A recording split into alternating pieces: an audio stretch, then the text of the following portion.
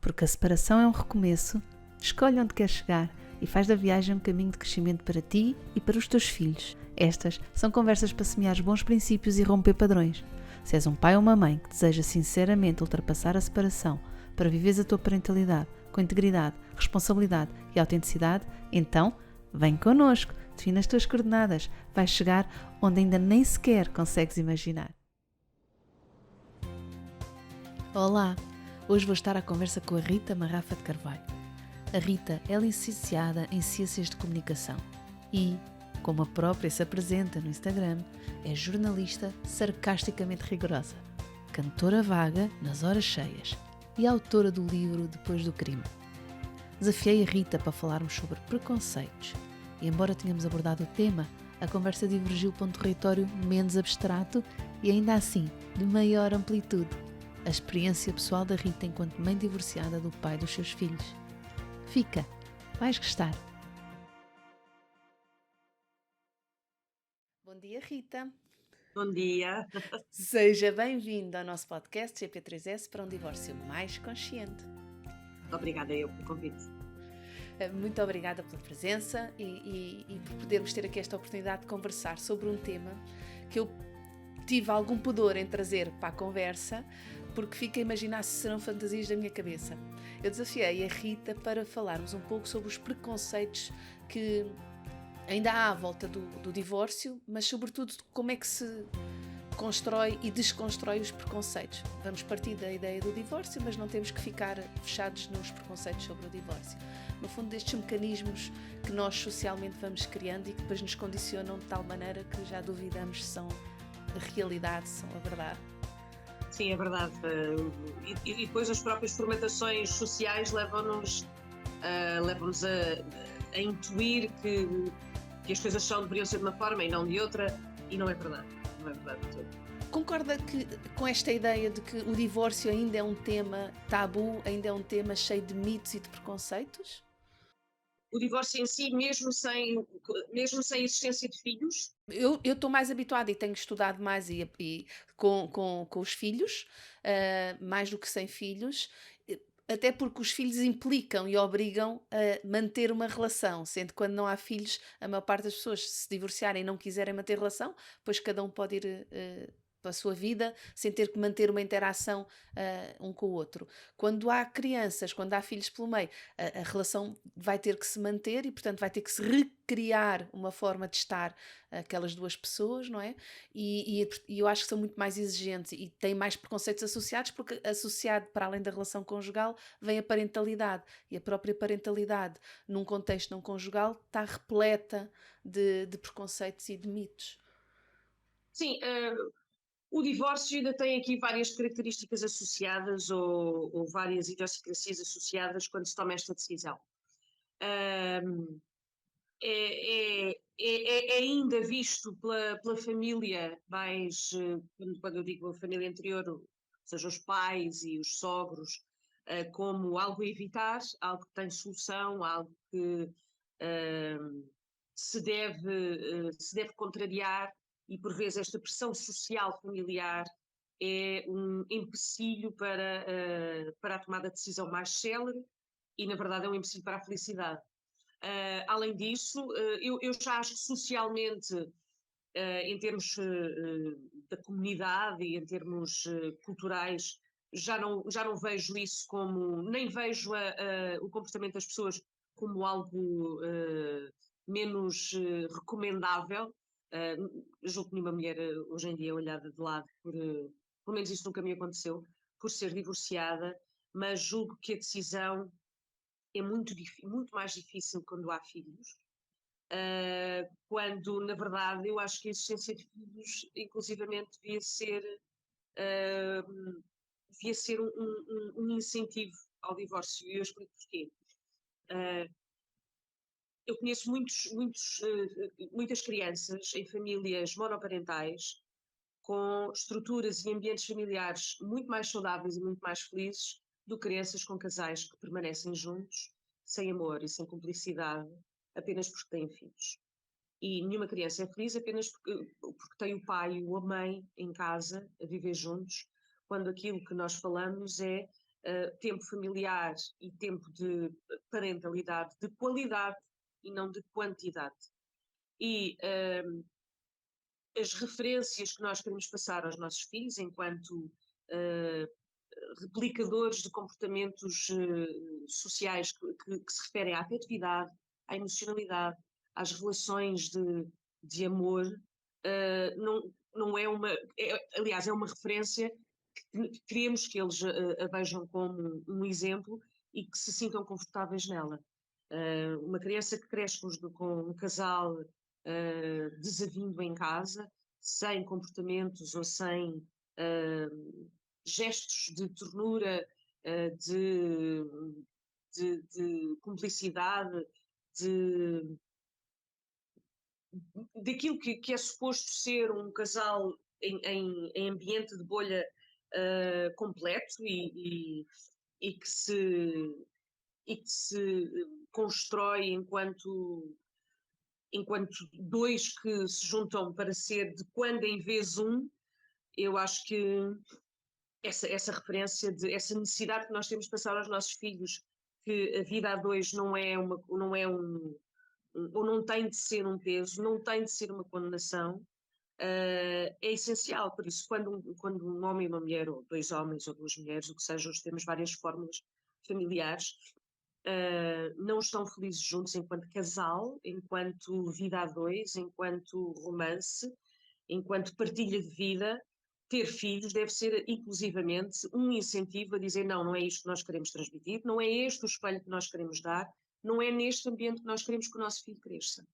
E aquilo que muita gente utiliza como argumento para não sair desta relação onde está, eu vejo precisamente como o oposto. Sim.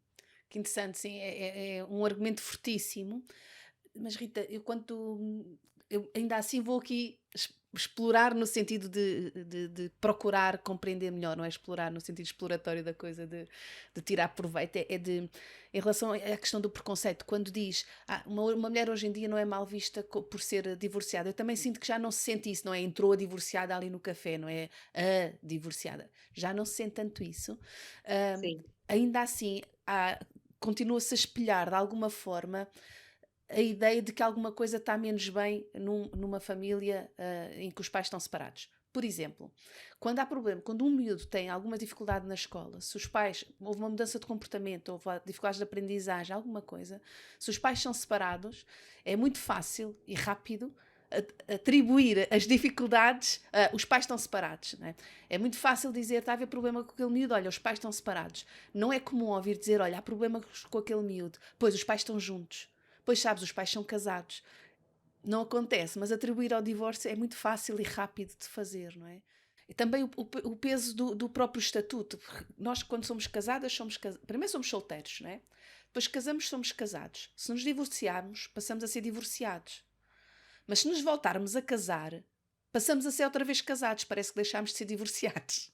Então, parece que o casamento é assim o top da condição do Estado Civil, porque quem recasou, a não ser que tenha casado com o ex-companheiro ou ex-companheira, em princípio mantém-se divorciado do outro, mas o nosso Estado Civil passa a ser novamente casados, Devia não ser é? cumulativo, no BI devia aparecer Sol, div, case, div, case.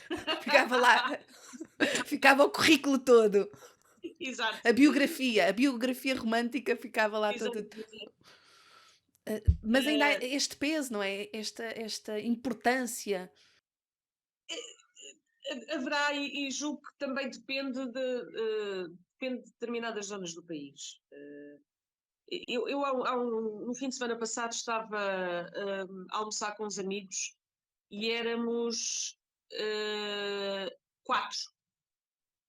E éramos todos filhos de pai. Um, dois, três, quatro. Cinco, éramos cinco. E éramos todos filhos de pais separados. E estamos a falar de pessoas de idades completamente distintas. Uma de 27, uma de 31, outra de 28, todos filhos de pais separados. E de repente eu apercebi-me disso e comentei, é verdade, todos filhos de pais separados. E é uma. E é engraçado porque já não estamos a falar da minha geração, que se separou, de muita gente que se separou, mas de uma geração anterior à minha. seja, estes miúdos com quem eu estava, são bem, já não são miúdos, para mim são, porque alguns deles eu podia ser mãe deles, mas de 27, de 31 anos, hum, terem os pais separados, muitos terem pais separados, já é uma geração anterior à nossa. Por isso, aliás, já é uma geração, sim, sim, uma geração anterior à Anterior, nossa. certo? Anterior à nossa. E por isso, isto já não é uma coisa que acontece nos primeiros tempos de casamento, tem vindo a ocorrer ao final de 20 e muitos anos de casamento, ao final de 30 anos de casamento. Meus pais separaram-se ao final de 30 anos de casamento. Por isso, a geração que se mantinha por causa da pressão familiar e muitas vezes por causa do status quo, só conseguiu livrar-se disso quando se sentiu menos reprimida ou menos olhada de lado. E isso tem vindo a acontecer em casais já com filhos de 20 e muitos anos, o que é Uhum. curioso. Sim. Sim, tem havido esse fenómeno de cada vez mais casais a separarem-se muito tarde na vida, não é? Também os estudos também demonstram, e é curioso, Rita, que a maior parte das pessoas que se separaram e que vêm para os estudos para ser estudado o impacto do divórcio, enfim, para além de se perceber imensas limitações nos estudos, imensas, nomeadamente a maior parte deles não tem grupos de controle com pais casados, para além de que, mesmo que tivessem grupos de controle com pais casados, se pensarmos que ficou casado quem estava a funcionar o casamento, porque, entretanto, os divorciados estão no grupo dos divorciados e não dos casados disfuncionais, não é?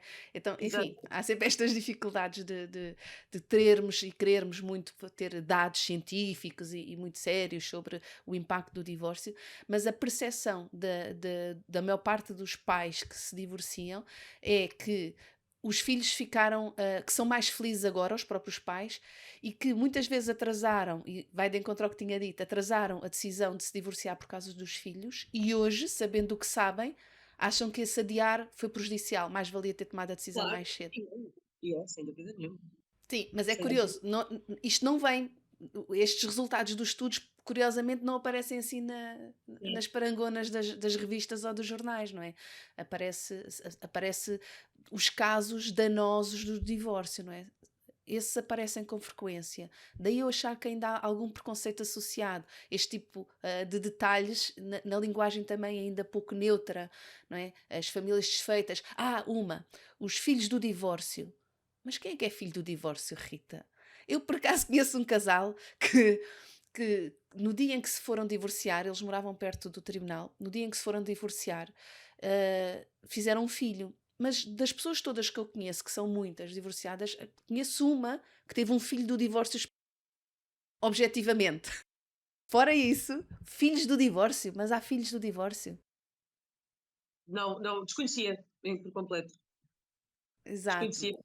Mas é uma expressão muito comum, não é? Os filhos do divórcio, olha, são filhos do divórcio. Pá, não existem filhos do divórcio, não é? Tanto quanto eu sei, a maior parte dos filhos são filhos de pessoas e que de alguma forma estavam juntas. Essa entidade que de vez em quando aparece cá em casa, que é simplesmente um absurdo. Eu estou divorciada há. Aliás, eu primeiro separei-me e depois divorciei-me, mas eu estou. O meu filho mais novo tinha 18 meses, tinha um ano e meio, por isso eu estou divorciada. Eu acho, sim, acho que tinha 18 meses. Eu agora estou um bocado baralhada, mas eu divorciei-me para aí há 10, 11 anos. E nós, eu também tive a sorte ter sido casada com um homem absolutamente extraordinário. E a decisão partiu de mim, e nós ambos tínhamos algumas dúvidas sobre como é que nós vamos falar isto ou vamos contar isto aos miúdos. O Miguel não tanto, mas a Mariana já tinha 6 anos e 6, 7 anos, e nós tínhamos esta dúvida. E recorremos a uma psicóloga para nos explicar, para nos ajudar neste processo, as palavras proibidas, que tipo de ideia não deixar passar e quando lhe dar a notícia. Porque é importante não arrastar. Eu sei que financeiramente é muito complicado, muitos casais permanecem debaixo do mesmo teto por falta de independência financeira. As pessoas não têm capacidade para sair de casa às vezes têm vergonha de voltar para a casa dos pais, ahm, mas eu acho que ser-se feliz é muito mais valorativo do que ter-se vergonha.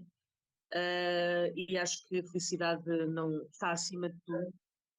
E, ahm, e fomos informados pela psicóloga e ela deu-nos muita ajuda para quando dar a notícia. As crianças necessitam de que decidam por elas, mesmo quando o seu comportamento indica o oposto. Mas as crianças precisam dessa segurança e precisam da disciplina, da regra, porque lhes confere esse estado de segurança, de confiança que alguém zela por elas. E mesmo quando o comportamento poderá eventualmente indicar o oposto, quando há um desafio, mas não, as crianças precisam de decisões tomadas. Uma das indicações que a psicóloga nos disse foi a notícia só deve ser dada quando o facto se efetivar, ou seja, quando o pai de facto sair de casa nesse dia ou no dia seguinte e já tiver uma casa e apresentar as coisas pela positiva, não é o copo meio cheio, não é o copo meio vazio, é o copo meio cheio. E foi isso que nós fizemos quando já tinha uma casa, já tinha arrendado e conseguiu arrendar na mesma rua, ou seja, para os miúdos não havia a mudança de ambiente ou de área. Foi a altura em que nós falámos com a Mariana e a informámos sobre colocando-a sempre de lado, ou seja, isto é uma coisa entre mim e o teu pai. Não é? O pai e a mãe já não gostam um do outro como namorados. O pai e a mãe já não estão felizes a partilhar a vida. Mas continuamos a amar-te, és a nossa filha, serás sempre, e isto significa que o pai e a mãe já não vão viver juntos. O que não viver juntos é não viver na mesma casa. Mas o pai já tem uma casa, quer que tu vás com. E o Zé estava presente, e vais agora com o pai, vais ver agora com o pai a nossa nova casa, vais escolher o teu quarto. Ou seja, eles são o que se chama overwhelming. De repente a informação é toda dada em catadupa, com pontos positivos. Vais ter um quarto novo, vais poder escolher o teu quarto. A casa tem um quintal, é aqui mesmo ao lado. E é-lhes apresentado o problema e a solução. E isso confere uma sensação de segurança e serenidade à criança que ela não tem muito tempo também para conjecturar ou especular o que quer que seja. Eu acho que a solução é mesmo essa, que é apresentamos o problema e a resolução. Passa-se isto, não tem nada a ver contigo e a solução para nós é esta. E está tudo bem. E isso funcionou muito bem connosco e a ajuda da psicóloga foi vital para encontrarmos uma narrativa que nos tranquilizasse e que transmitisse essa sensação de segurança e de confiança nos nossos filhos. Uhum. É tão importante porque, Rita, para além de apresentarem a solução, o problema e a solução, pouparam a vossa filha a um outro nível de preocupação que os miúdos às tantas têm, que é procurar arranjar ainda uma alternativa, a esperança de que ainda isto é reversível, a esperança que talvez ainda eu consiga. As crianças, sobretudo as mais pequenas, são muito autocentradas, é natural, tem a ver com a idade e com o desenvolvimento, e ainda acreditam muito que as coisas são centradas nelas, não é? E então a convicção de que talvez eu ainda consiga reverter a situação põe os miúdos num lugar de procura de influenciar o que está a acontecer entre os pais. E E dá-lhes uma quando. responsabilidade que não é deles. Que não é deles. Por isso é que dar a notícia e depois o pai ou a mãe manter-se em casa, debaixo do mesmo teto, numa situação de desconforto ou de constrangimento, mesmo dando-se bem, a criança sabe que é um fim anunciado. Sabe que mais tarde ou mais cedo a mãe e o pai vai sair, porque já foi informada disso, mas qualquer situação mais tensa, ela vai tentar perceber se foi alguma coisa que ela fez, se tem alguma responsabilidade nisso, se há algo que ela pode fazer ou dizer para evitar ou atrasar a saída do pai e da mãe. E apresentar um problema ou uma decisão sem a concretizá-la é muito angustiante para uma criança. Sim. Sim, muito embora agora, há famílias que se veem quase que obrigadas a sustentar uma situação dessas. Ontem vi um artigo do Bruno Nogueira incrível sobre esse flagelo e essa preocupação de casais que já não são um casal, que se querem tornar e efetivar a sua separação, divorciando-se e cada um para a sua casa e sem condições de conseguir arranjar uma segunda casa. Durante a ah, pandemia foi horrível. As pessoas descobriram que não conseguiam viver uma com a outra. sim, sim, sim, sim. Isso É, vários casos assim. vários. E agora é o acesso à habitação e o preço, que torna proibitivo para algumas famílias ter esse encargo duplicado, não é? Para muita gente voltar para a casa dos pais é uma derrota, é um insucesso, é o assumir de uma falha. E não é, a vida é feita de fases. A vida não é um progresso, não é um progresso no que diz respeito a ambientes ou a espaços. A vida são fases. E se estou casada, tenho uma casa, deixei de estar casada, volto à casa dos meus pais, isto não é voltar à estaca zero. É apenas um momento de ultrapassagem e um salto para outro lado, para outra dimensão, para outro sítio. Não significa um retrocesso, não é voltar à casa da partida. Uhum. Mas também é Pode parecer preciso assim, ter não essa é? clareza, Rita, porque curiosamente muitas vezes, eu passei por isso também, que os nossos pais voltam-nos a ver como quando estávamos lá. Eu não voltei para a Com casa dos meus. condescendência. Com Exato! condescendência. Sim, Pronto, coitadinha, aquilo não deu tadinha, e agora certo. estás outra vez sob a minha proteção e alçada, não é? Eu, por acaso, fiquei na minha casa, não tivesse necessidade de ir para a casa dos pais, mas lembro-me de sentir a importância de ser clara de eu só me divorciei, eu só me separei, eu não voltei a ser adolescente, nem voltei a ser uma criancinha, não é?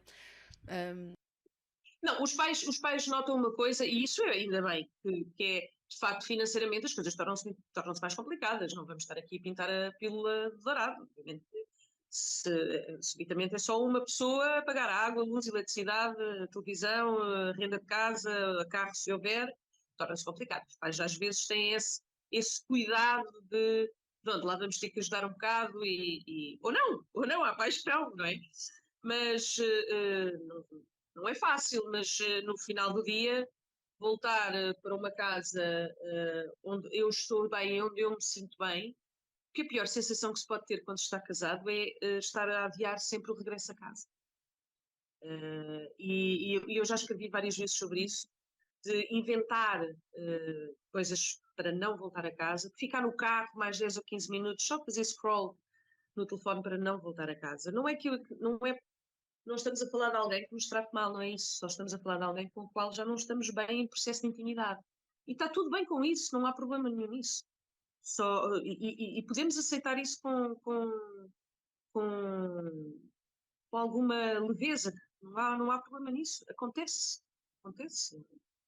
O amor não é para sempre e há várias condicionantes que por mais que tentemos, por vezes, tentar racionalizar, às vezes não há racionalidade possível para explicar o porquê. Sim, Quando os dois estão empenhados em encontrar uma solução porque ainda sentem alguma coisa um pelo outro, acho que a terapia de casal é ótima. Mas, e às vezes é na terapia de casal que descobrem que não há mesmo solução sim. para isto. Mas é óbvio que quem fica em casa, quem não quer ou quem não desejaria a separação é doloroso, mas é também muito doloroso fazer uma vida que não se quer, na qual não nos sentimos bem e que estamos constantemente a evitar evitar estar. Por isso, se for para voltar para a casa dos pais, que seja momentânea, temporariamente. Eu acho que é importante as pessoas não deixarem de ter vergonha disso e deixarem de se sentir incomodadas com isso.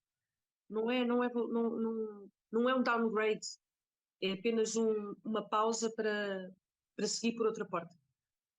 Para reconsolidar aqui o tráfego Claro, da nossa vida uhum, e conseguir claro, partir para uma claro que outra sim. fase, sim.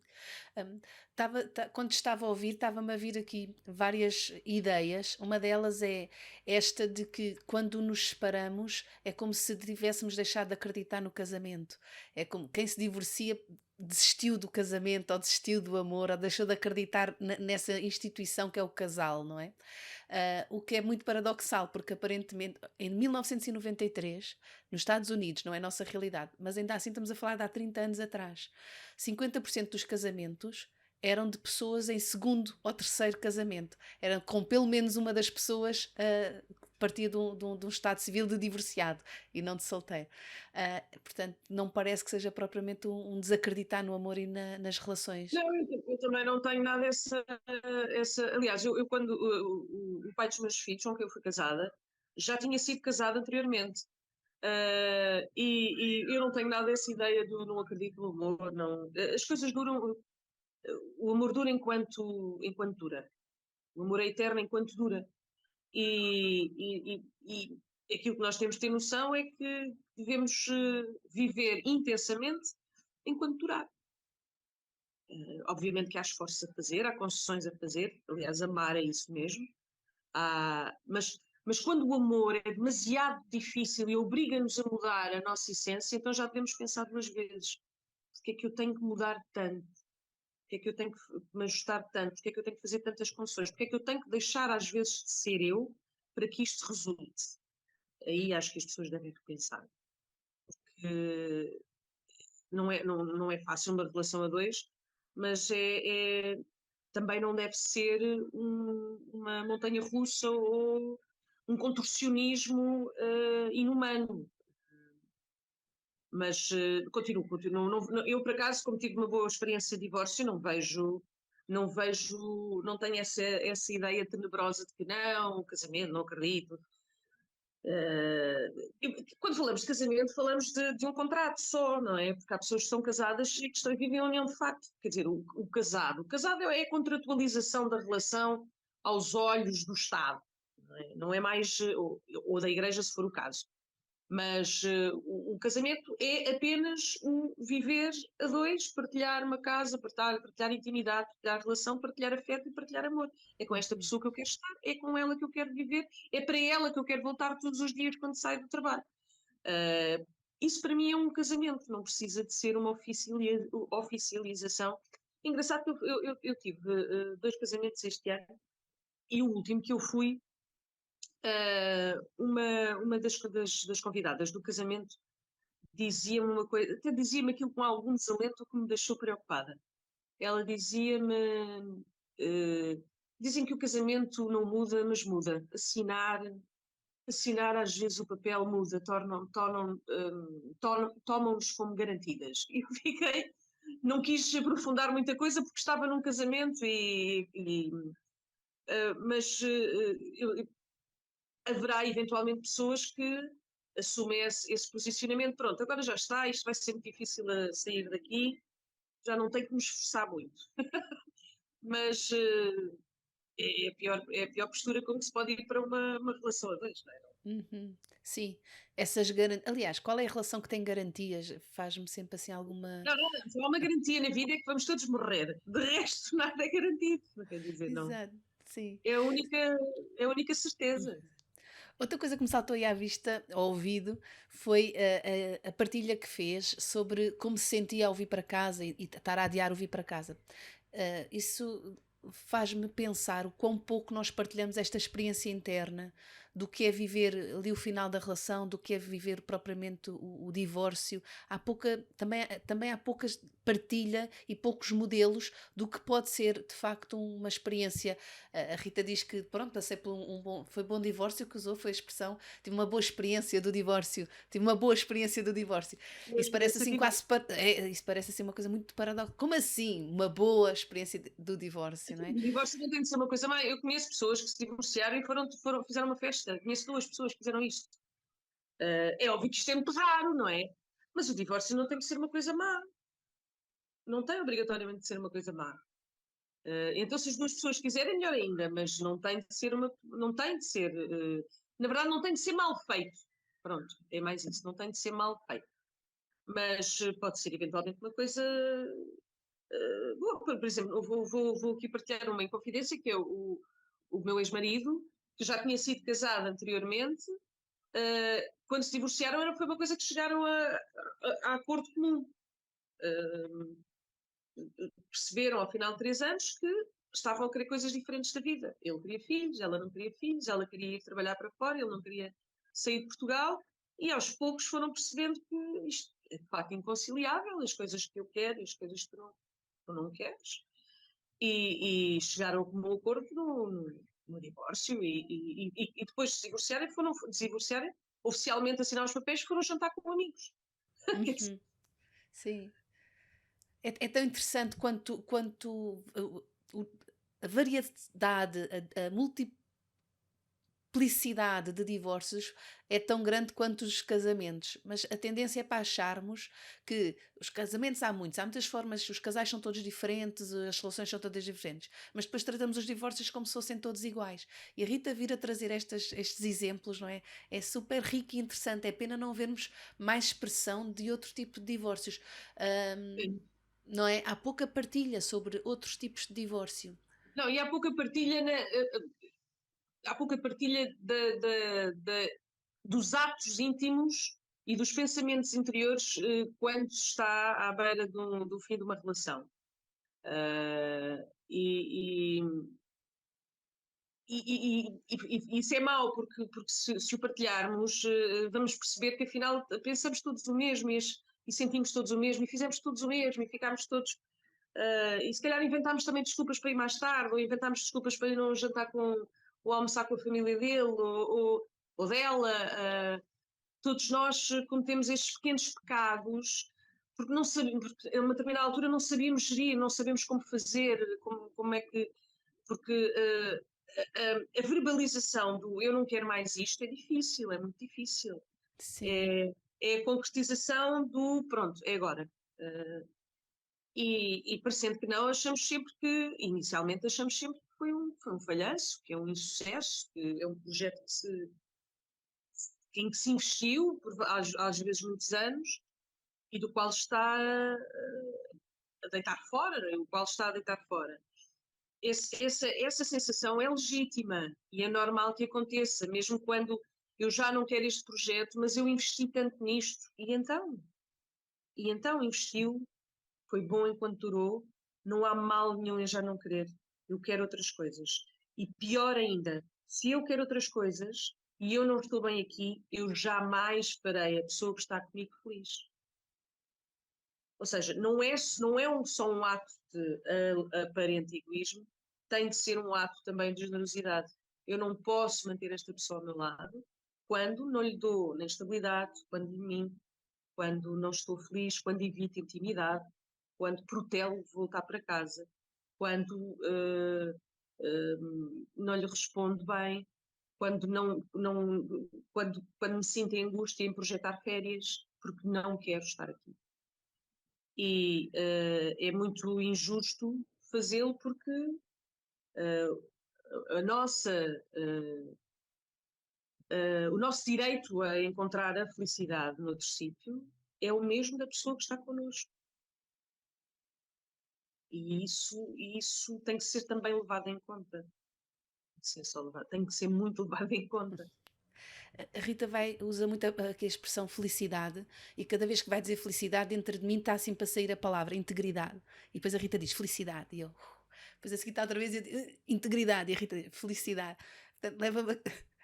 Creio que há aqui. Estou eu a fazer esta ligação quando que é quão importante é esta sensação de integridade.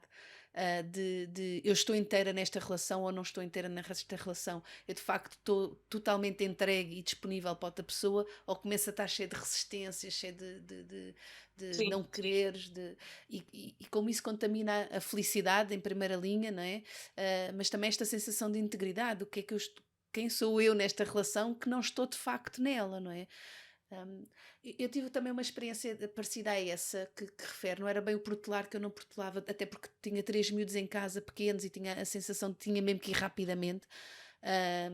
Mas comecei a ter uma coisa psicossomática que eu na altura não sabia o que era. Comecei a ter crises de falta de ar. Mas crises de falta de ar de apitar por todo lado. Não conseguia respirar. Ficava.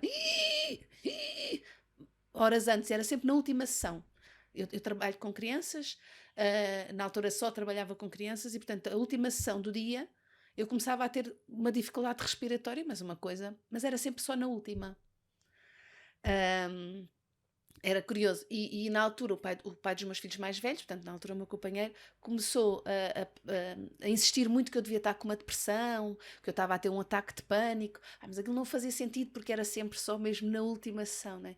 E ele levei muito tempo a descortinar que esta dificuldade tinha a ver com a dificuldade de estar a projetar que daqui a minutos ou daqui a 1 hora no máximo vou ter que ir para casa. E eu nunca tinha contado isso a ninguém, sempre tive vergonha, pudor de expor isto.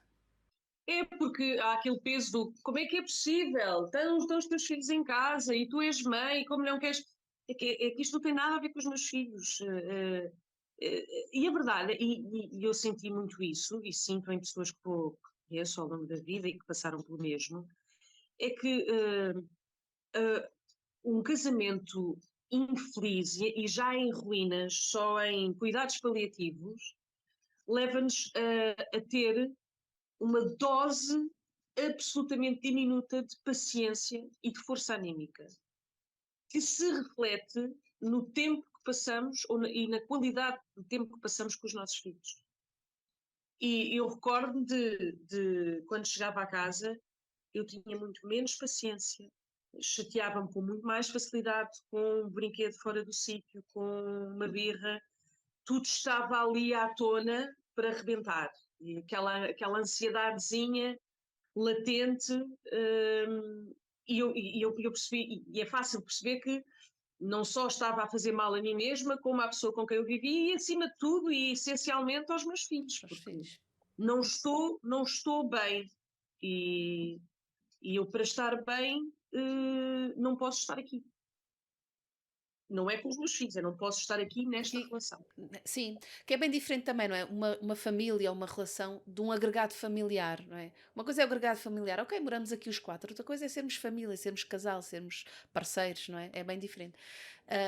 Há um outro fenómeno, Rita, falou desta impaciência e depois dessa indisponibilidade que às vezes depois sentimos para a nossa parentalidade porque estamos overwhelmed com as dificuldades conjugais, não é? E relacionais com os nossos companheiros. Mas às vezes há um fenómeno de mães e pais, eu assisto a mães e pais, em que se entregam à relação parental mais afincadamente, com maior disponibilidade ainda emocional, quando a parte conjugal, vamos chamar-lhe assim, está menos bem. E é como se fossem preencher as suas necessidades emocionais a partir dos filhos. E que não é melhor, Rita, do que essa indisponibilidade e essa dificuldade. Pelo contrário, não sei até que ponto não será Não, mais porque prejudicial ainda. camufla, vai criando ali a ideia de que, pronto, está tudo bem, eu não consigo, mas eu não consigo viver a dois, não consigo ser a parceira desta pessoa e vou projetar todo o meu tempo e toda a minha disponibilidade nos meus filhos. O que faz, o que tem depois também uma consequência que é vamos adiando e protelando, porque afinal de contas a nossa bolha de conforto quando chegamos a casa é estar com os miúdos e criar imensas atividades com eles, mas estamos a excluir a pessoa que vive connosco, ou seja, isto só tem eu só me consigo abstrair, só me consigo anestesiar se estiver com os meus filhos, mas ele não pode lá estar, ou ela não pode lá estar, ou ela não pode participar, porque o meu espaço e o meu terreno de alienação é com os miúdos. Mas estou apenas a deteriorar ainda mais a relação, estou ainda a afastar mais o meu parceiro ou parceira. E, Sim, e isso acontece a muita gente como método de sobrevivência da relação, mas também não dura muito tempo. não dura muito tempo e é altamente prejudicial para o desenvolvimento das crianças, porque Muito vêem-se mesmo. num papel que não é o seu e num lugar que não é o seu, não é? Uma outra ideia que gostava aqui de ver consigo, Rita, sobre o divórcio, é que o divórcio, já estamos a falar do que é o pré. Portanto, no pré-divórcio, o divórcio não começa no dia que nos divorciamos, não é? No Não. pré-divórcio, no final da relação, já começa a acontecer muitas É coisas. também um processo de luto, na verdade. Acho que para umas pessoas é, para outras eu tenho assim, eu tenho uma posição, dividida em relação a isso. Acredito que para muito acredito e constato que para muitas pessoas é objetivamente um processo de luto. Também constato que para outras não é. E deve ter a ver com a experiência que aquela relação representa e o que são perdas ou não perdas, está associado a uma perda ou se não está associado a uma perda. Enfim, parece-me que isso pode ser um dos outros preconceitos, que é quando tentamos encaixar as nossas experiências naquilo que é suposto.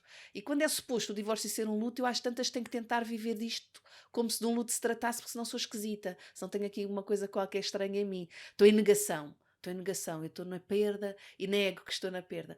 Então, acho que às vezes também há essa dificuldade de se catalogar de tal maneira a experiência que depois os outros temos que caber nela à força.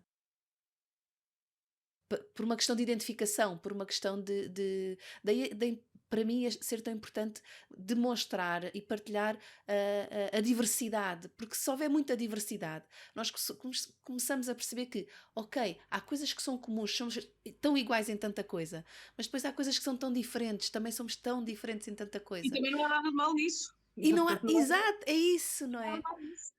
Não faz de nós pessoas diferentes ou estranhas ou menos recomendáveis, nada disso. Nada disso, sim. Ah, o pós-divórcio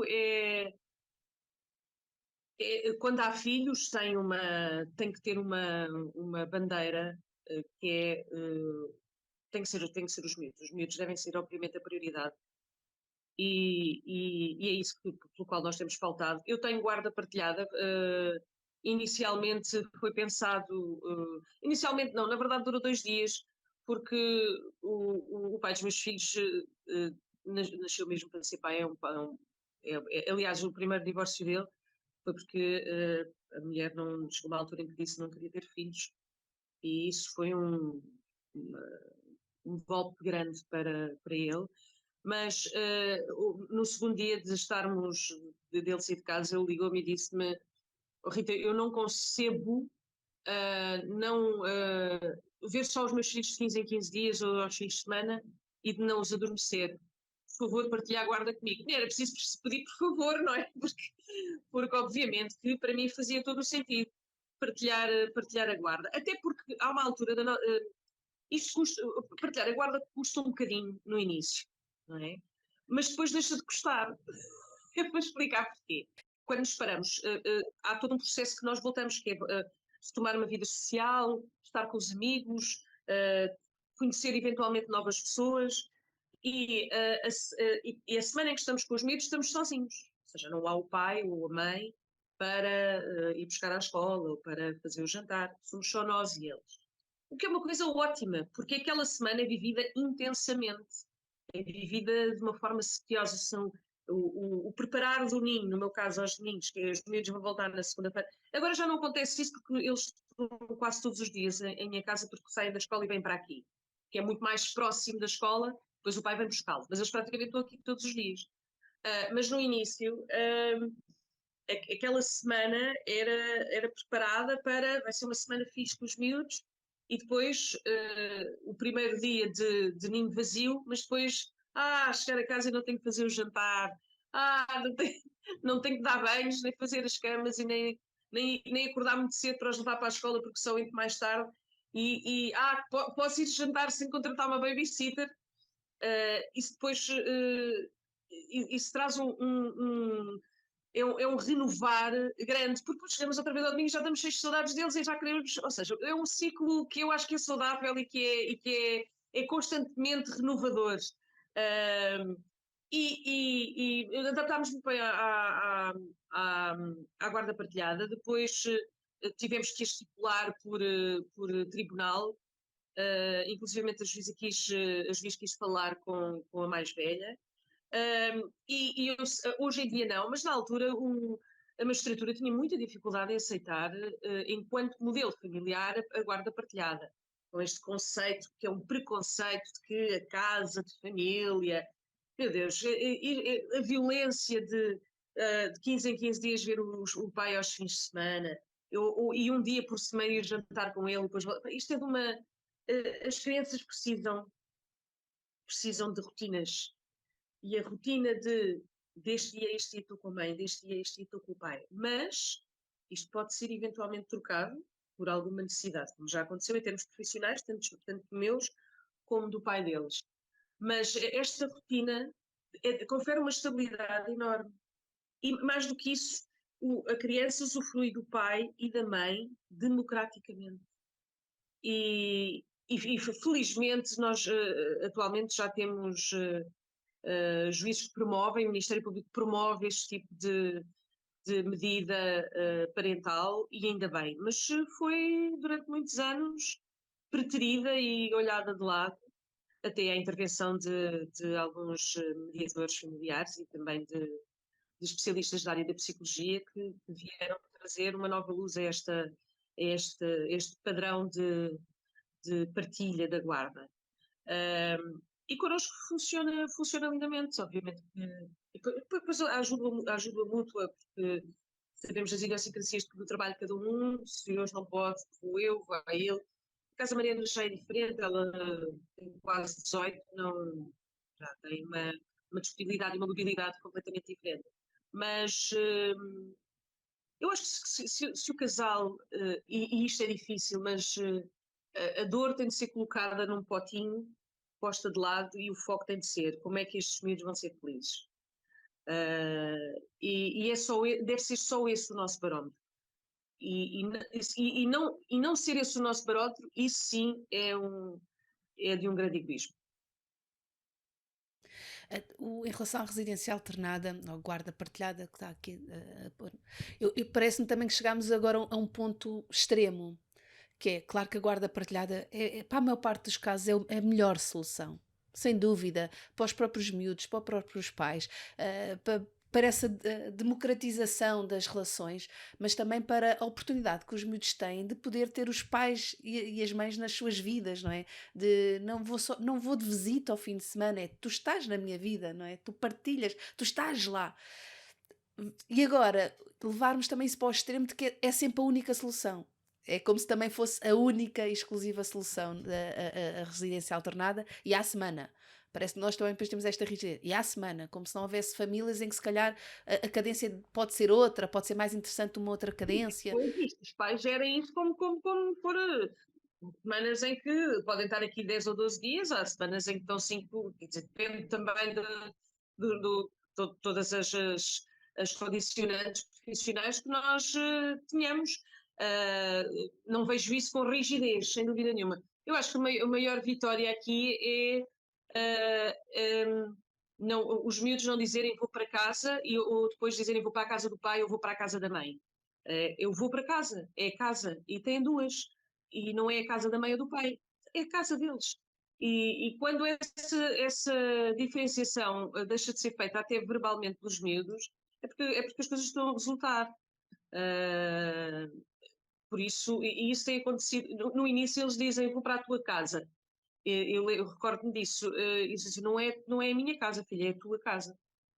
Tu tens duas casas, não é a da mãe e a do pai, são as vossas casas. E ao longo dos anos essa diferenciação foi deixando de ser dita. Isso é tão giro. Os meus filhos diziam: este fim de semana é do pai, ou este fim de semana é da mãe. Os fins de semana são de toda a gente. Eu não me lembro de ter sido decretado um fim de semana para É cada. meu, Não, este é meu. este é meu. Não, os fins de semana são de todos nós. Com quem é que passas este fim de semana é que é a questão, não é? Olha, este fim de semana vais passar com a mãe, este fim de semana vais passar com o pai. Não é? Não, Mafalda, eu te vou dar um exemplo. Eu estou numa semana em que eles estão com o pai. Eu este domingo tenho um jantar com um grande amigo que não vejo há muito tempo e que decidimos juntar os miúdos. E mandei uma mensagem a dizer, olha, tu tens planos para eles ou posso almoçar no domingo? E ele, não, pode estar tudo bem. E pronto, lá vou buscá-los e supostamente não era o meu domingo. Exato, exato. E isso Tranquilamente. também é tão importante, Rita, como o divórcio. No pós-divórcio, há também qualquer coisa que se vai construindo ao longo do tempo. Nós vamos construindo a nossa relação de divórcio com a pessoa de quem nos divorciamos, não é? E quem diz aqui divórcio também vale para quem não foi casado. No fundo, é pessoas que estavam a viver em conjunto e numa relação estável pá, pode ser uma união de facto, pode ser outra coisa qualquer, mas a ideia é que estávamos juntos, não é? Vivíamos independentemente de ser casado ou não e, portanto, independentemente de depois ser divorciado ou não. Mas a ideia de que nos separámos, hã, e isso vai ser uma relação que vai ser construída ao longo do tempo. A relação que eu tenho com o pai dos meus filhos hoje, passados 11 anos ou 12 anos da minha separação, não tem nada a ver com a relação que nós tínhamos 6 meses depois de nos termos separado. E acredito que quando os miúdos forem ainda mais crescidos e tiverem os seus filhos e tivermos netos e tivermos, com certeza que a nossa relação vai mudando também ao longo do tempo.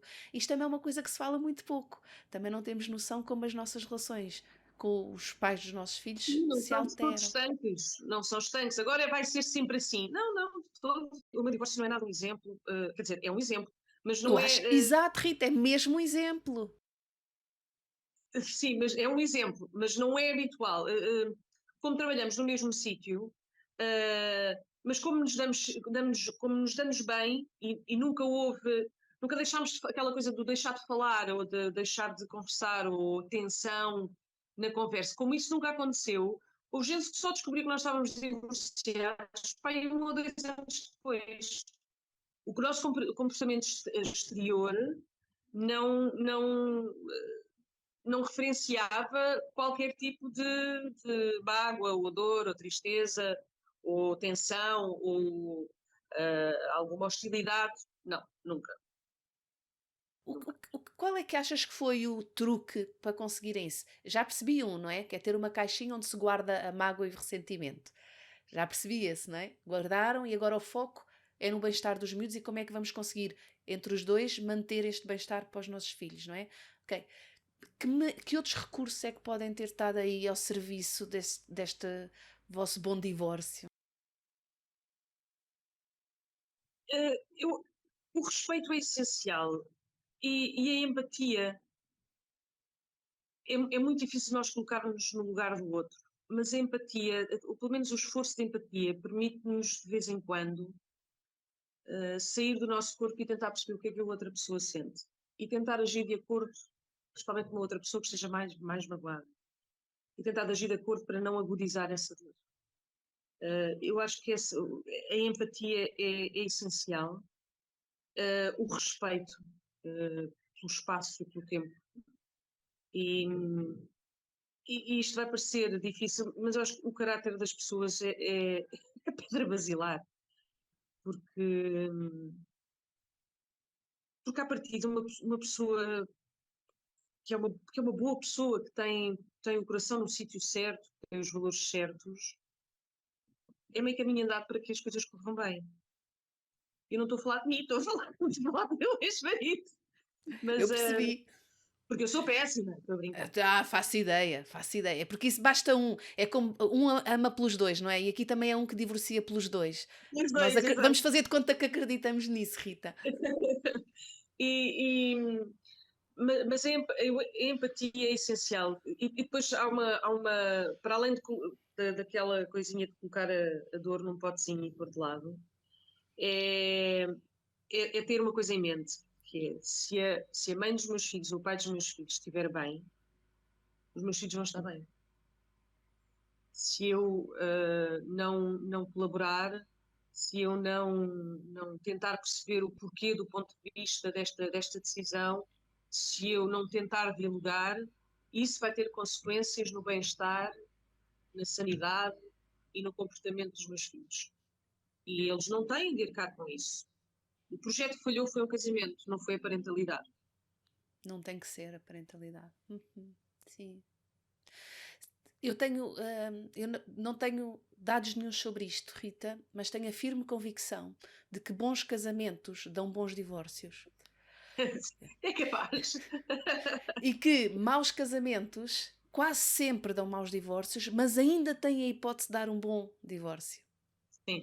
Ainda há esperança de dar um bom divórcio. Sim, também acho que sim. Acho que é possível. O que é que vocês, enquanto família, como é que vocês se veem, Rita? É com duas famílias ou é uma família com duas casas? Como é que vocês representam, se pensam enquanto família? Não, pensamos enquanto família, até, quer dizer, eu continuo a dizer os meus sobrinhos, o Zé continua a tratar a minha mãe como a minha sogra. Se há uma festa de aniversário, vamos, o Zé que namora já, leva a namorada, que eu gosto muito, que trata muito bem os meus filhos, que que está presente sempre que casamentos, batizados, festas, Natal, como já aconteceu, estamos todos juntos. Isso Estamos foi uma todos coisa que juntos. vocês também conversaram e combinaram, que era novas pessoas que venham a estar nas nossas vidas, vamos integrá-las, ou foi acontecendo? Como é que foi essa experiência? Sempre que sempre que isso no meu caso, aconteceu mais que uma vez, mas o partilhar de, olha, estou neste momento a ter uma relação, esta pessoa, vai estar se calhar um bocadinho mais presente na vida dos nossos filhos, se calhar combinávamos qualquer coisa, da próxima vez vou levá-lo, ou conversar, não era de repente surpresa, Uhum. mas sim, conversávamos sobre isso. Sim. O Até que é que porque a grande parte das coisas que acontecem, sejam modificantes ou que possam ser disruptivas na vida um do outro, nós partilhamos, porque se tem influência em nós, terá influência nos nossos filhos. Por isso nós falamos muito sobre coisas que nos acontecem na vida, não colocamos isso como um campo da individualidade, não, vai afetar os miúdos, obviamente ou vai afetar a minha disponibilidade, obviamente que partilho. acha que é importante fazer depois este eh, reafinar do que é meu e do que é nosso, de voltar a balizar o que é individual e o que é conjunto? Mas em termos materiais, em termos de materialidade, não é? Materialidade e da experiência de cada um, que é ok, isto já é da minha esfera pessoal, não tenho que partilhar com o pai dos, ou com a mãe dos Ah, ok. miúdos, ou não, isto é uma coisa que pertence aos dois. Não, coisas que pertençam aos dois, eu acho que aquilo que eu faço sempre, e o Zé também, é que se há algo. É óbvio que por vezes partilhamos coisas que são só de coisas de amigos, ou olha, convidaram-me para dar aulas não sei onde. Pronto, muito provavelmente isso poderá vir a ter influência na disponibilidade e aí estarei eu para ajudar e vice-versa. Buscar os Uhum. miúdos, eu estar com os miúdos, porque eu dar uma aula mais tarde. Mas este tipo de. Podemos dar a informação ou partilhar apenas por amizade, não é? Aconteceu uma cena boa ou há uma coisa nova na minha vida, ou partilhamos porque tem influência na dinâmica familiar, porque somos uma família, quer dizer, a família dos meus filhos é o pai e a mãe e duas casas, não deixámos de ser uma família. É tão bonito e é tão importante mesmo trazer estes exemplos, Rita. Valem ouro para a possibilidade de quem vê como uma alternativa para a sua família a separação, saber que é possível vivermos bem depois da separação, é possível os nossos filhos serem felizes depois da separação, é possível estarmos todos melhor após a separação, por muito que seja, lá está, catente contra os princípios e os valores da família nuclear que nós tanto imaginamos, não E da é? pressão externa que muitas vezes fazem. Há uma coisa que as pessoas têm que lembrar. A vida a nossa vida é vivida por nós, não é vivida por mais ninguém. E ninguém está na nossa pele. E a partir do momento em que decidimos o melhor para mim é isto, que não venha ninguém a opinar sobre. E mais, uh, não vamos também dizer às vezes há uma sensação de alívio. Às vezes os primeiros dias do divórcio trazem uma sensação de alívio. Já não tenho de ficar 15 minutos no carro, já não tenho que inventar que estou no trânsito, já não tenho ataques de asma, não é? Às vezes traz mas também traz aqui alguma dor. E a dor é normal, estranho seria se não fosse, mas passa e o que vem depois é melhor, muito melhor. Sim. Que transformação é que ocorreu em si, Rita, com todo este processo? O que é que descobriu? Descobri que, eu vou fazer uma grande generalização, as mulheres têm uma capacidade de resiliência no divórcio muito superior à dos homens. Resiliência emocional, muito superior. Vale o que vale, não há estudos sobre isso. É Não. a minha convicção pessoal, do senso comum e empírica, apenas. Sim, mas temos um Mas dado interessante que é a maior parte dos divórcios são iniciados pelas mulheres. pronto, vai ao encontro da minha convicção. Sim, da sensação que eu tenho, os homens protelam muito. Protelam muito e vivem muito com a culpa. A culpa e a responsabilidade patriarcal de cuidar da família, que é uma convicção judaico-cristã da nossa cultura, em que não posso, tenho filhos, pois tens, e então. Tão felizes não estão. Fazes feliz a pessoa que está contigo? Não. Mas vou fazer um esforço. Boa, é um esforço que é sobre-humano, que sai do pelo, te vai dar cabelos brancos e taquicárdias. E no final vai ser inglório, lamento informar. Mas sim, acho que as mulheres têm, daquilo que eu tenho observado, é muito mais esta capacidade de é para ser, bora lá, pronto, vamos embora. E o que é que descobriu neste processo sobre a parentalidade?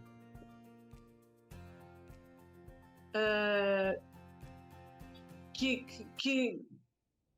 é possível as crianças serem muito felizes sem pais separados, que não é a coabitação que traz tranquilidade, conforto, serenidade, sensação de afeto a uma criança. Não é de todo. Os pais só têm que lá estar, mesmo em casas separadas. Qual foi a coisa mais difícil que nunca imaginou que pudesse ser tão difícil?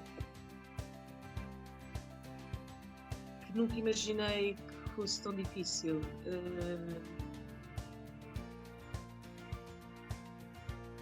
Eu acho que nada fosse tão difícil. Quer dizer, obviamente que no início é difícil estar sozinha com duas crianças, mas tudo se faz. Tudo se faz. E qual foi a coisa mais bonita? A amizade cúmplice que o meu casamento me trouxe. Perdi um marido, ganhei um grande amigo. Já era, na verdade. Tão bom. Obrigada, Rita. Obrigada eu, Mafalda. Espero podermos dar um contributo pessoal. Com certeza, tenho mesmo a certeza. E precisamos de trazer mais e mais exemplos destes. Precisamos muito de ter um panorama mais construtivo, mais diverso e mais bonito sobre o que pode ser o potencial de um divórcio. Sim, muito obrigada. Obrigada. Um beijinho. Um beijinho.